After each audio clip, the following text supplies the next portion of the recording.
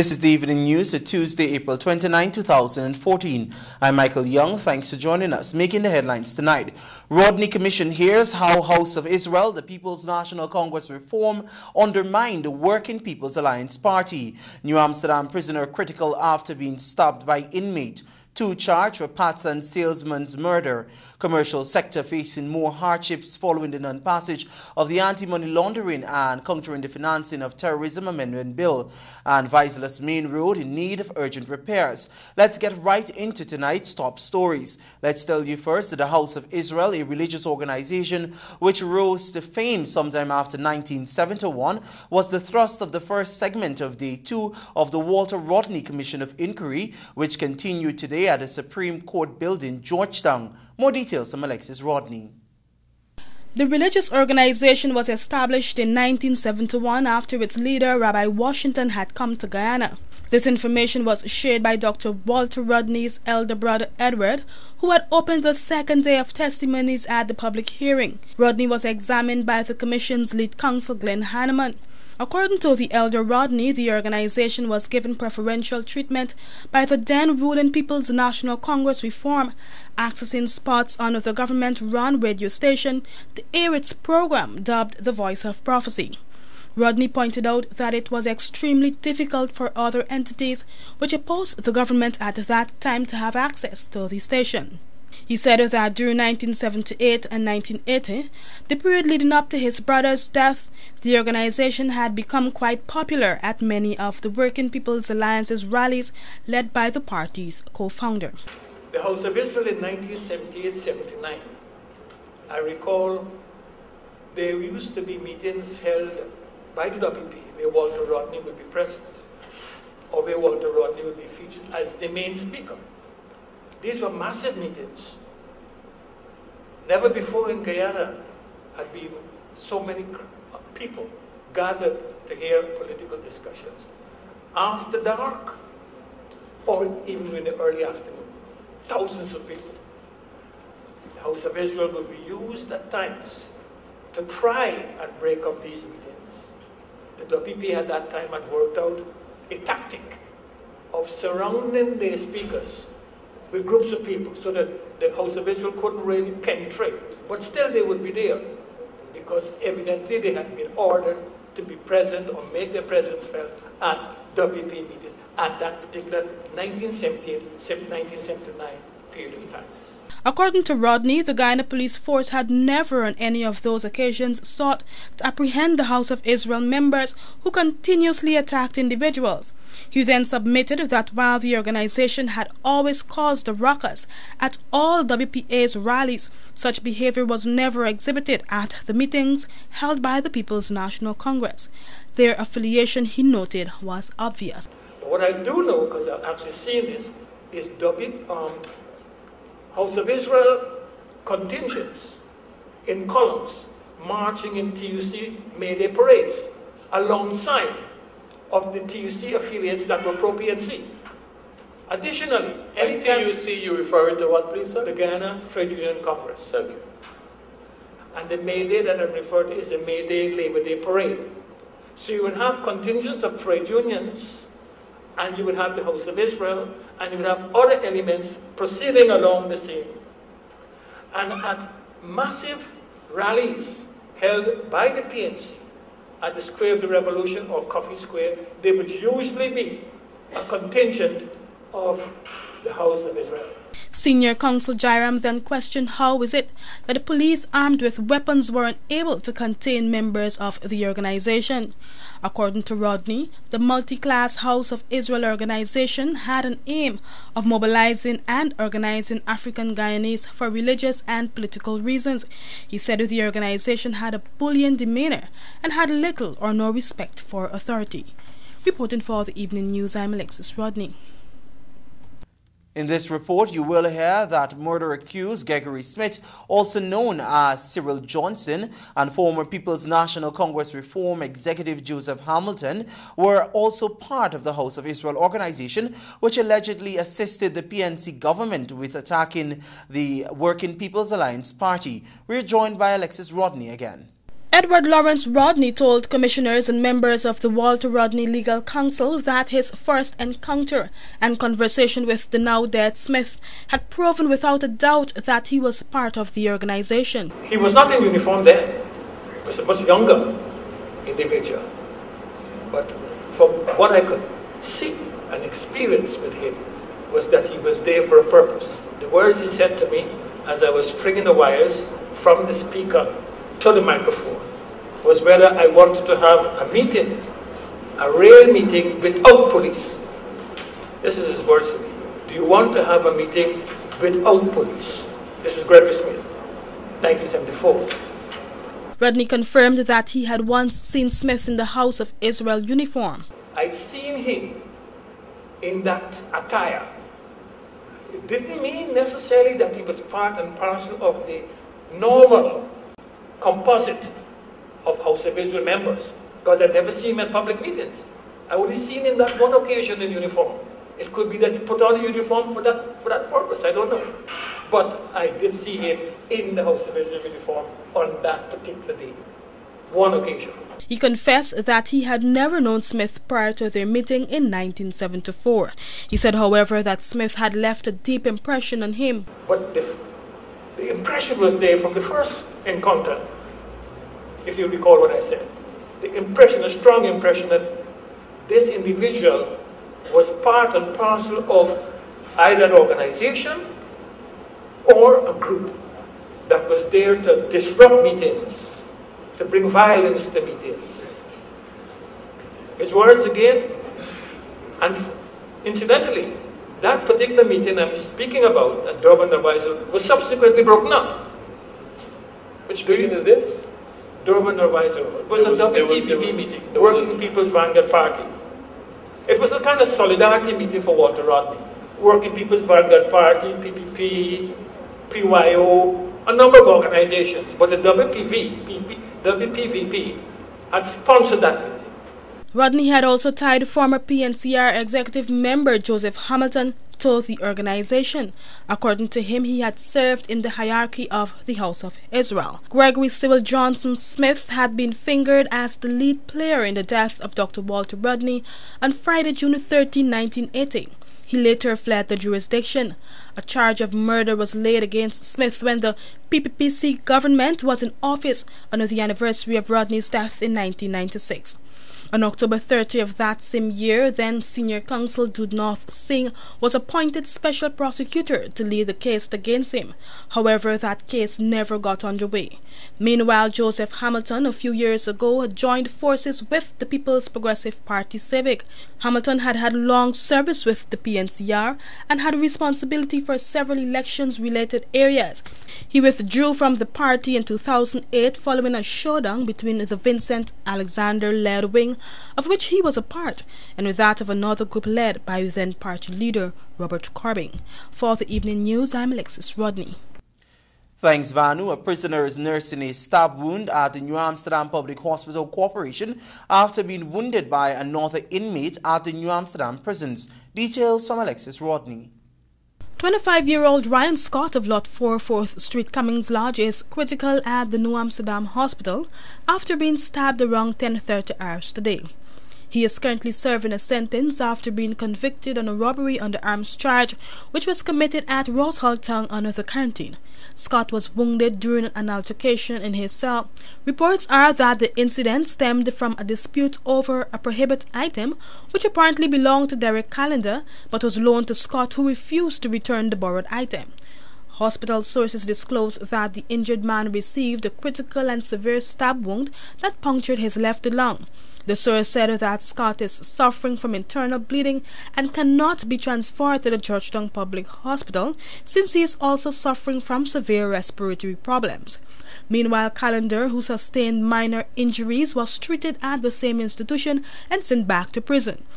Only last February, death row inmate 49-year-old Derek Callender had his sentence commuted to life imprisonment and was transferred from Camp Street to New Amsterdam Prison. He was charged with the killing of 53-year-old Lila Barrow at her David Street Kitty home between July 23 and the 24, 1993. Up to press time, Scott was still in a critical condition at the hospital's accident and emergency unit. Investigations are ongoing. Join us after these messages for more news.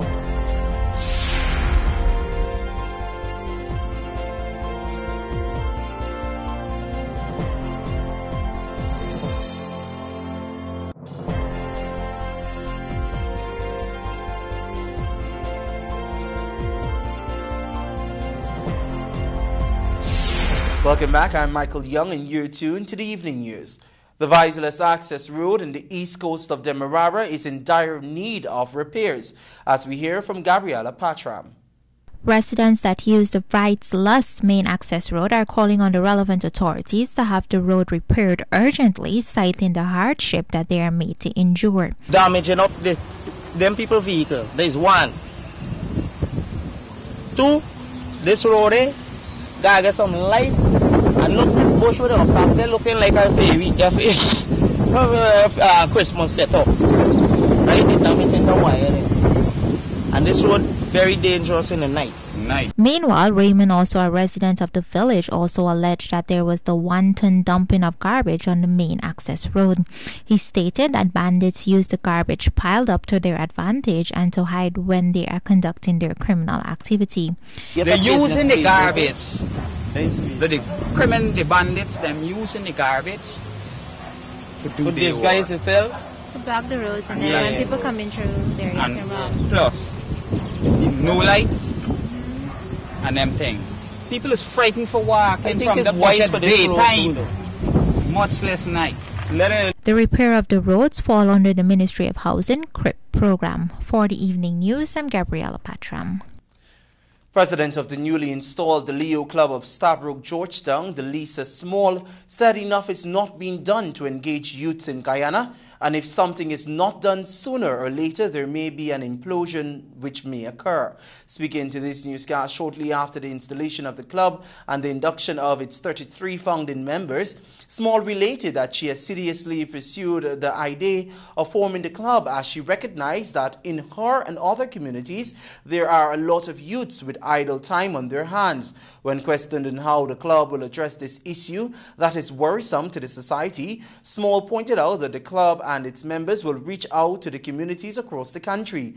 This, she explained, will not only deduct from the idle time, but will engage young people in meaningful and positive discussions about the way forward and their future. This is the evening news. Join us after these messages for more news.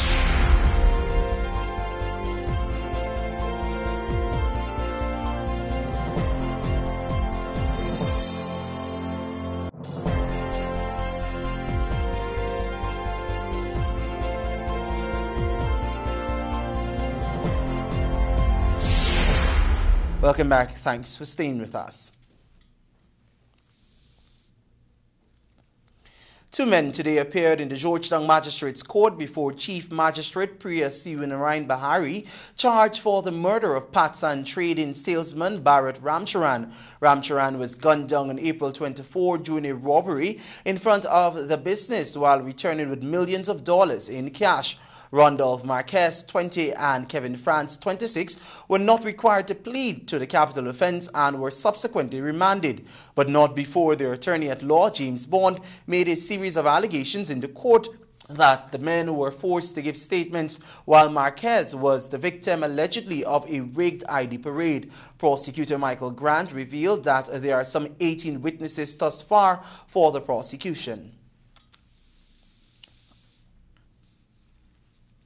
Chairman of the Region 6 Regional Democratic Council, David Armagon, says that Hasif Youssef has not indicated his intention to vacate his post at the RDC, and until such time he does, he will remain on the council as a representative of the Alliance for Change. Details from Jomo Paul. According to David Armagon, Youssef was democratically elected to serve on the council, and until such time that there are local government elections, the AFC cannot cause Youssef to vacate his seat on the regional body. The RDC chairman related that the council has no issue with Youssef or his views. He posited that only 7 out of 30 RDC councillors in Region 6 have moved a vote of no confidence against Youssef. In this regard, he stated that there were not enough votes for the council to ask Yusuf to resign or take any other measures against him. Armagon said whether the AFC has no confidence in Yusuf is immaterial to the work of the council. AFC leader Ken Rajamithan subsequently confirmed what Armagon had stated. He admitted that the AFC cannot cause Yusuf to demit his office and vacate his chair at the RDC. Jomo Paul for the Evening News. The series of meetings between the Caribbean community and Mexico, including the third summit, must be viewed as creating a new platform for the relationship in the years ahead. This view was expressed by the chairman of CARICOM's Council for Foreign and Community and Relations, Winston Deokaran, who's the Minister of Foreign Affairs of Trinidad and Tobago, as he spoke at the opening of a meeting of foreign ministers of CARICOM and Mexico in Merida, Mexico this morning. Mr. Deokaran said the 40-year relationship had evolved into a more mature one that took into account both global and developmental issues. CARICOM foreign ministers and heads of government are in Merida for the third summit with Mexico, which takes place later today. All the speakers at the opening session of the foreign ministers meeting expressed their pleasure at the Mexico Caribbean Business Forum, which took place on Monday. Personnel of the 10 neighborhood democratic councils today participated in a workshop held by the Community Roads Improvement Department of the Ministry of Housing. Gabriela Patram reports. The Community Roads Improvement Program, CRIP, today hosted a workshop on solid waste and market management for the members of the 10 Neighborhood Democratic Councils NDC associated with the CRIP training program. The aim of the two-day workshop is to identify solutions to the NDC that will better enable them to manage solid waste and markets around the country properly. Discussions were conducted by Mr. Craig Bartlett of the Federation of Canadian Municipalities, who noted that improperly managed waste can have an enormous impact on health of citizens and environment. So where does Guyana fall on the world stage when it comes to garbage? Well, guess who's the worst in terms of the amount of garbage they produce? In the United States, they produce about 2.5 kilograms of garbage per person. In Guyana, you produce about 0.8 kilograms of garbage per person. He highlighted to the participants that composting is a very important element in solid waste management, while mentioning that it can be used for a variety of purposes. Education is the key to bringing about change and bringing about a generational change. If you take nothing back today, take that back. It is going to be critical, and that's how you can really see change happen here in Georgetown, in Guyana. The workshop will conclude tomorrow. For the Evening News, I'm Gabriela Patram. Thanks, Gabriela. 44 years old Ronald Singh of Lima Village in the Essequibo Coast was granted bail after he assaulted his wife and threatened to kill her. He appeared before Magistrate Sunil Course on April 29, which is today, at the Anna Regina Magistrates Court. He was slapped with 2 charges stemming from the domestic dispute. An unrepresented Singh pleaded not guilty to the charges, which allege that on the 28th of April 2014, he unlawfully assaulted and made use of threatening behavior to his wife, Parvati Singh, at their home in Lima new housing scheme. Magistrate Sunil Scarsori placed the defendant on $35,000 bail for the 2 charges, and the matter was adjourned to May 20, 2014 for trial. TravelSpan Guyana will be adding a new aircraft which will begin flying the Georgetown, New York route for the July-August peak season. More details from Gumiti Gangadin. The 767-300 aircraft will complement the current aircraft flying the Georgetown route to back up and support the extra flights that the airline has added for the July-August peak season. TravelSpan stated that this move is intended to build a reliable air service for all Guyanese. The new larger 767-300 aircraft allows for a more spacious interior and extra leg room. It is configured with 30-seat business class with full reclining bed seats and 191 economy seats. The company currently has flights scheduled for Tuesdays and Saturdays, and for the July and August, there will be flights on Tuesdays, Wednesdays, Thursdays, Saturdays, and Sundays. The company also has flights scheduled for Tuesdays, Wednesdays, and Saturdays to and from Port of Spain, Trinidad for July and August. TravelSpan will also offer an inclusive vacation package at hotels in Punta Cana and the Dominican Republic on Tuesdays in July and August. TravelSpan, in collaboration with Vision Airline, currently offers a wide-body 767-200 aircraft for its non-stop service between Georgetown and New York. Reporting for the Evening News, Gomati Gangadin. Today at the Georgetown Magistrates Court, Adrian Reese appeared before Chief Magistrate Priya Srinarayan Bahari, slapped with 3 charges. The first charge alleged that on the 21st of April at North Rhineville, Reese inflicted grievous bodily harm on Sean Mill, while the second and third alleged that on the same day, Reese assaulted Natasha Mill and damaged one Samsung Galaxy cellular phone valued at $130,000, which belonged to her. The defendant was underrepresented and pleaded not guilty to all 3 charges against him. Police prosecutor Michael Grant made no objections to bail, which was set at $100,000, $10,000 and $25,000 for the first, second and third charges respectively. Reese will make another court appearance in the Georgetown Magistrates Court before Magistrate Priya Srinarayan Bahari on May 13, 2014. Join us on the other side of the break when the evening news continues with more stories.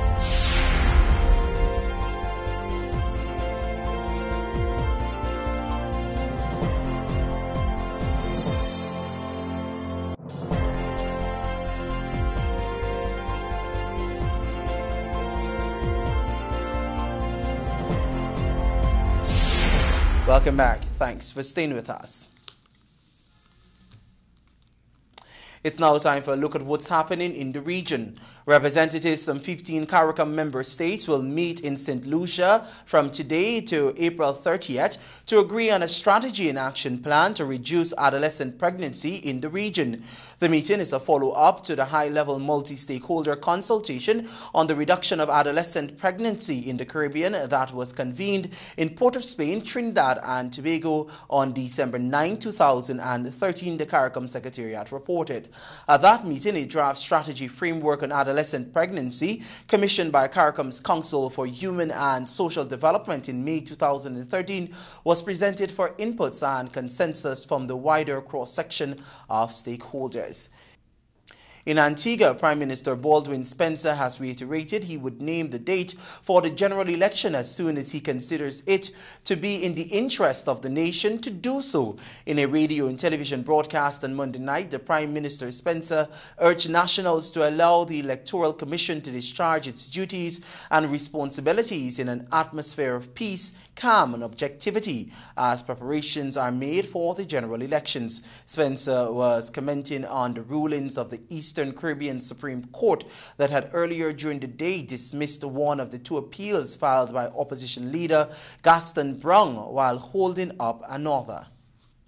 Now, internationally, in Syria, at least 37 people have been killed in explosions in the Syrian capital of Homs, officials say. The attacks, which involved at least 1 car bomb, also injured dozens. Earlier, at least 14 people were killed and more than 80 wounded in a mortar attack on the Technical Institute in central Damascus. The attacks come a day after President Bashar al-Assad registered the strong stance for re-election, defying calls to step down as a way of ending Syria's civil war.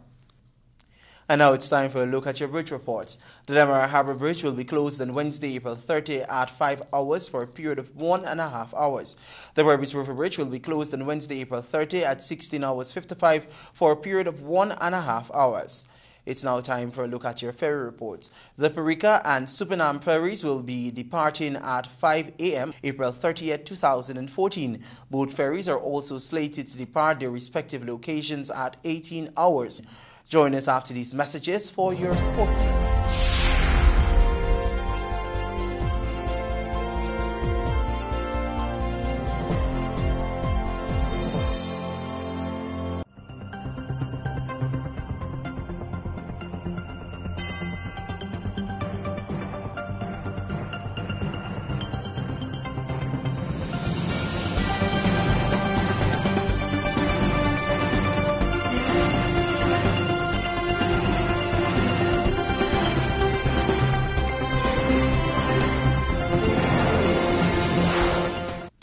Welcome back. It's now time for a look at the evening news sport. But first, your headlines. Atwell heads to Glynston Gym ahead of the world title fight. GCB hosts successful scorers workshop, and Rajasthan defeat King Riders on boundary count. Our sportscast is brought to you with the kind compliments of Macorp. This is the machine you asked for, and it's what we are delivering. Introducing the new CAT D2 series. Improvements made with you in mind. A mechanically controlled engine designed to cope with Guyana's toughest conditions. Lower fuel consumption and less maintenance, which reduces your owning and operating costs. The highest productivity in the market. Robust design, which is built to last. Macorp, the only authorized Caterpillar dealer in Guyana, bringing integrated solutions for your success. Let's build Guyana together.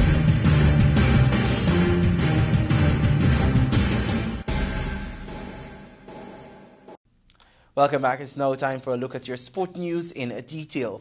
Guyanese boxer Clive Atwell will head to Glynston's Gym in New York this week to step up preparations for his world title fight against Mexico's Johnny Gonzalez on May 24 in Mexico.